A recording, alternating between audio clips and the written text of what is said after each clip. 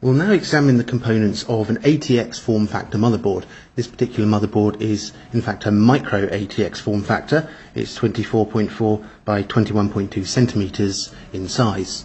Let's start first of all by looking at the power on the motherboard, the power connectors. At the bottom here we have a 20-piece ATX connector, and that provides power to most of the motherboard devices, including any cards that will be plugged into the AGP or any of these three PCI slots here. In this top right corner, just here, we have the ATX 12V connector. That connector provides an extra 12 volts for the Pentium 4.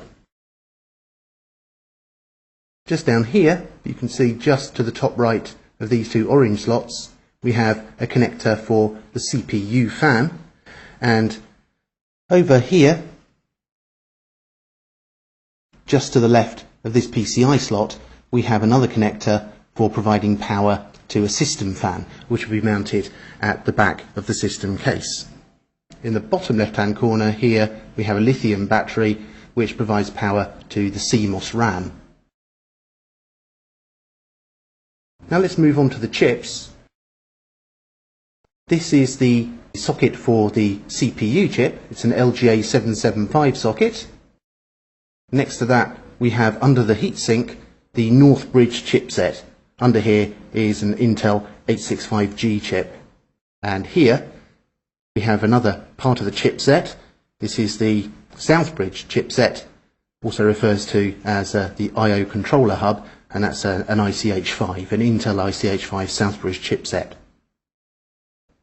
Top left, up here, above the PCI slots, with the small label on the top, that's our BIOS chip.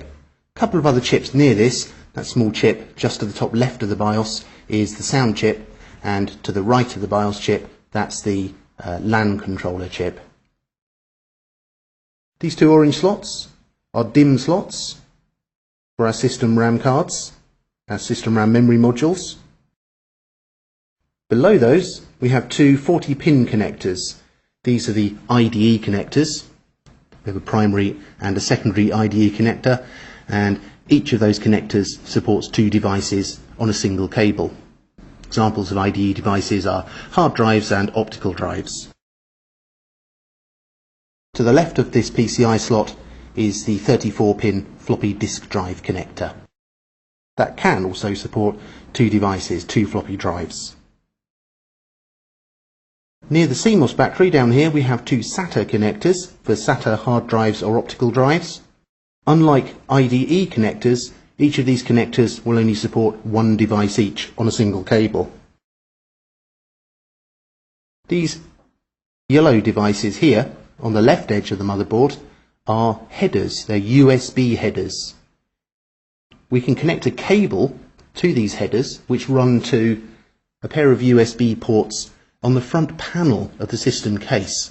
So that will allow us to connect USB devices directly to the front of the case, which is often a lot more convenient than reaching around to the back of the system case to plug in the USB devices. We also have, just here, an audio header. We can remove these two jumpers, which will effectively cut off the sound ports here, and instead we can connect a cable again to the front of the system case, so we can plug in microphones, speakers, headsets directly to the front of the system rather than reach around to the rear. Right next to the CMOS battery, just to its left here, we have the connectors for the front panel buttons and LEDs.